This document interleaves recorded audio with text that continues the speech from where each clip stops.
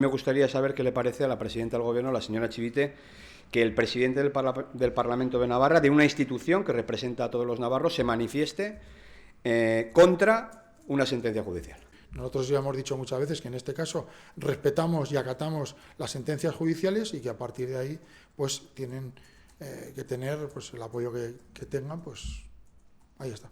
Geroabay estuvo presente en esa concentración para mostrar nuestro desacuerdo con una sentencia que consideramos absolutamente desproporcionada. Y la ciudadanía navarra volvió a dar una respuesta contundente, volvió a decir que no se resigna, que esto es una aberración, que esto es una injusticia. Cuando se utiliza de esta forma el concepto de terrorismo para después decir que no es terrorismo, pero mantener unas penas similares a las del asesinato, lo que se está haciendo de facto es vulnerar los derechos civiles. Nosotros y nosotras estuvimos ahí porque nos ha parecido desproporcionado, totalmente desproporcionado todo el proceso.